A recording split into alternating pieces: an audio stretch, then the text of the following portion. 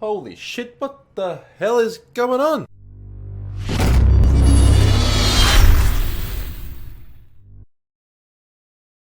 We are reviewing The Eyes of My Mother, which is a movie shot entirely in black and white, and when I actually read that, I thought, what the hell are they doing shooting this movie in black and white? I haven't seen a black and white movie, I think, since Clerks, which worked really well for that movie.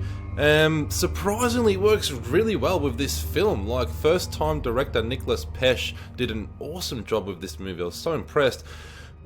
Not just because of the black and white that actually worked with the film and really set the mood and suited it so well, but first time director Nicolas Pesce did such an outstanding job with the movie. I just, usually first time directors don't come up with such awesome material. It's, usually a rocky kind of start, but this guy nailed it. The only thing that pissed me off about this film was the off-screen violence. A lot of things that happen throughout the film, it just cuts black and then it appears, several minutes into the future or whatever, and there'll be some blood being cleaned up and you don't see exactly what happened. That pissed me off big time. But anyway, before we get more into that, I'll talk about the plot. The plot basically follows a young girl named Francisca. She's a very young girl, and one day there's a home invasion.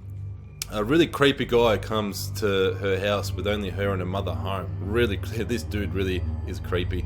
The father was away shopping or in town or something like that. It's a country town, so obviously everything's miles away. Some stuff happens, no spoilers, but basically we learn that this young lady is unfazed by death from a very young age, and after that, when it's set in the future and she's all grown up, she's obviously very curious about the outside world. She's alone now, is all that I'll say. Obviously her parents either died from natural causes or other causes. I won't say what happened, but her parents are gone. She ends up being alone in the future, and she kind of just starts to develop curiosities as to what's happening in the outside world. She still has that effect of not being fazed by death, and it's quite strange. So what we're basically faced with here is like a serial killer that's developed. Now, this movie is very short. It's only about 80 minutes long, so there's not much more I can tell you without ruining or spoiling the film for you. So I've already probably said too much, but yeah, you watch the movie from Francisca as a very young girl. Her mother's an eye surgeon. There's a home invasion. Some shit goes down. And then you see the way that she grows up. It's really fucked up, but she's also influenced by her father as well. It's not just her mentality of not being fazed by death. Her father also does a few unique things, and she you can tell that the upbringing of a child is so critical, because she kind of mimics her father later in life when she's alone, and also doesn't see death the way that most people do. I don't think she understands life the way most people do. She's a unique individual. A lot of people said that this film was ultra disturbing. I don't think it was disturbing at all. I mean, the subject matter is, I suppose, disturbing. To the hardcore horror fan, this won't be disturbing. To just the regular viewer, you might be disturbed. It's not graphic or anything like that in particular. Like I said, what pissed me off is a lot of the violence is off screen. For instance, she picks up this young lady in a bar, brings her to her house.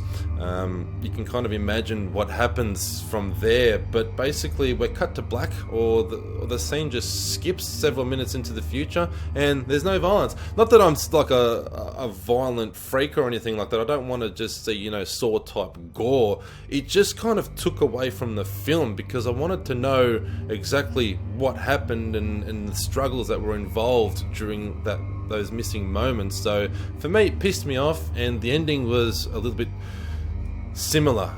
They did a bit of a Sopranos, kind of blacks out a little bit too soon, and you don't actually see what happened. I mean, obviously the director was going for this effect, and it's a minor negative that I'm bringing up. The film is definitely great. It works really well, and I just wasn't a fan of the off-screen violence. Maybe the director was thinking he wanted to add a little bit more terror or suspense to the film and leave the violence to the imagination of the audience. I'm not too sure. I just thought it took away from the film a little bit, but it's a very, very minor thing. You guys need to go watch it. If you're not a hardcore horror fan, you might find it a little bit disturbing. Subject matter definitely is a little bit strange, but as a hardcore horror fan, you know, I've seen everything you can think of, disturbing, banned, whatever. This definitely wasn't disturbing for me. Wasn't that violent, definitely a little bit weird, but everything works very well. So I'll give this movie a 10 out of the Bannock 13 score. The only negatives were pretty much the off-screen violence. I think it was necessary to be shown, and also the movie probably could have done with another 15 or 20 minutes. It's very short, but I suppose it's a very simple movie as well, but it's definitely a must-watch for all horror fans out there. Thanks for tuning in, guys. Make sure you subscribe. Come back for more horror reviews.